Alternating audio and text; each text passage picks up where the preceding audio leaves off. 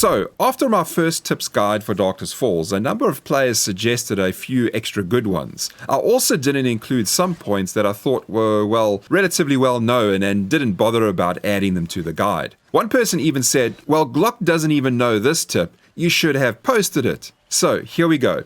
Some tips that I thought you knew, and 2 of them that I didn't know a week ago.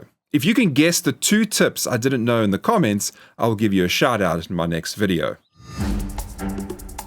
First up, how to make unlimited iron.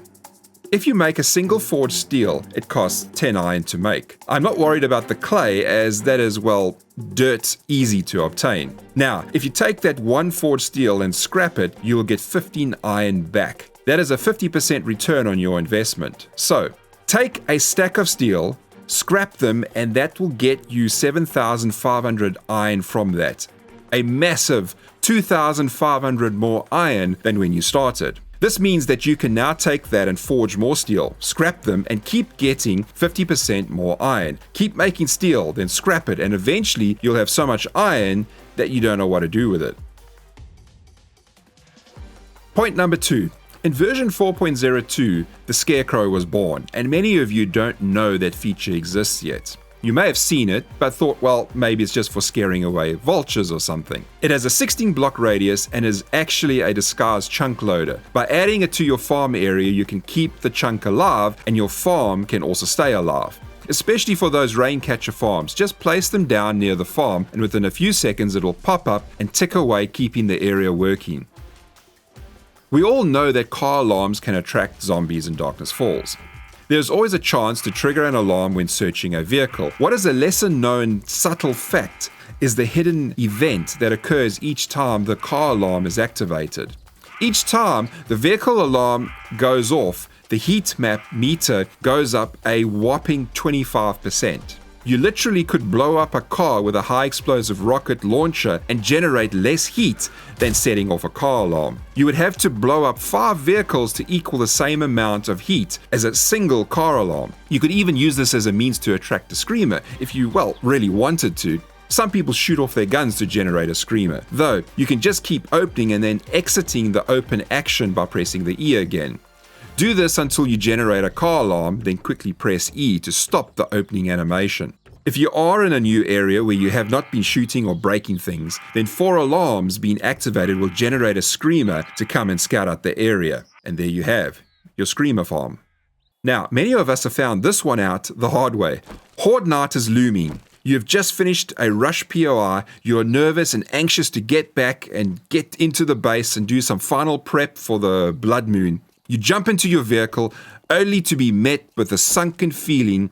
Your vehicle sputters and dies under the demonic moon's light. Admit it, we have all experienced it. After 6 PM on Horde Night, vehicles stop functioning and you can only use a bicycle to get around. One comment I really like concerning this from Chris Hubbard. I consider this a rite of passage. Every new player to Darkness Falls needs to be caught by this at least once.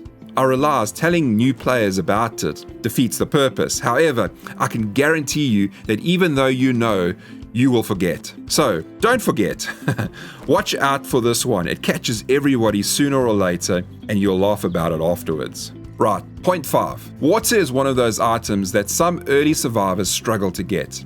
In my last video, I added that this is not really the case when using clay bowls on day 1 and to get sap from trees. Dying from thirst is literally impossible. To make it even easier and drive this point home, 2 extra lesser known options are also available in Darkness Falls. First, water hydrants in the city. Using a glass jar, right-click on the hydrant and there you have water. Another option is something you can obtain on day 1. Just craft a Raincatcher, the same one that you use for farming. Place it in the hole, and once it starts providing water, you can right-click on it with a jar or more, and then you have your own personal water source. Of course, you'll still have to boil the water. A few of you may have noticed in my previous tips and techniques video, I only had 19 points, which is, well, an unusual number to end on. You would think an even 20 is a lot better. Well, the answer is yes. I was actually going to end on 20, but at the last moment while editing, I deleted one of the tips. I thought, well, everyone knows this, so why bother? However, one person said to me, why didn't I put it in as even Glock doesn't know about it? So here it is. Just in case you didn't know, to open and close doors very fast, double press the E key when opening a door. You run up to the door, you keep running through it, and when you press the E key to open, immediately press it again to close. This double tap works well for vault doors, which take a while for the animation to complete, and it can be quite annoying to wait for it. Now, a disclaimer.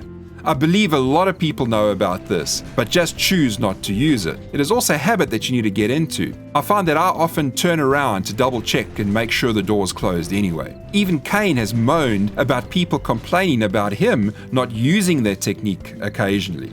Yes, he knows about it, and sometimes chooses not to use it for whatever reason. If you didn't know about it, there you go. A quicker way to open and close the door at the same time. I posted a video of this some time back, but many newbies to the mod are still getting confused as to why they have their doors or objects disappearing at times. Well, occlusion. This is a setting to help make performance better. However, for many of us it's very annoying.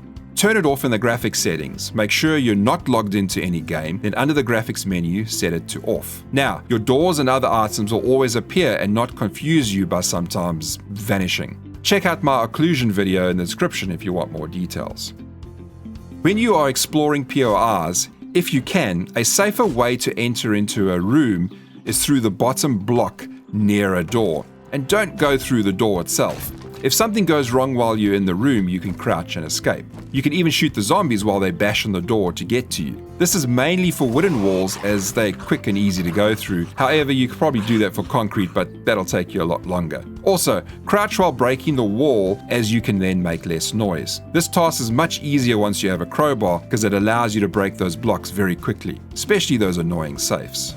In Darkness Falls, loot bag colors mean nothing. So, a blue bag from a Titan versus a yellow bag doesn't mean anything when it concerns the loot level that you are going to be able to get from that bag.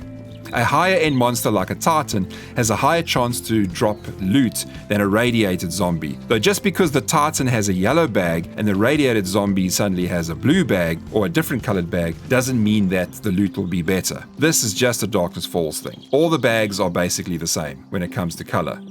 Finally, number 10. The Farmer class has received a lot of love in version 4. Most know about the shotgun upgrades, but exclusive to the Farmer class is a less known item. The Iron Hoe is a must for farmers to craft. Now, don't get mixed up with the Scrap Iron Hoe. The Iron Hoe allows you to harvest more crops when used. This perk was introduced recently, so a lot of people don't know about it. Once you are done with your basic Farmer class quest, you can now craft it and use it on not only your own crops, but the wild ones as well. Anything from tomatoes or potatoes can have a much larger harvest. This includes fruit trees. Harvest this orange tree with a normal axe and it yields 5 fruit. Now, use an iron hoe on the orange tree and it harvests 10 fruit. Thanks for watching, my fellow survivors, and if you believe it is worthy of a like, please let the YouTube algorithm know by giving that like button a kick up the butt, and I'll see you in the next one.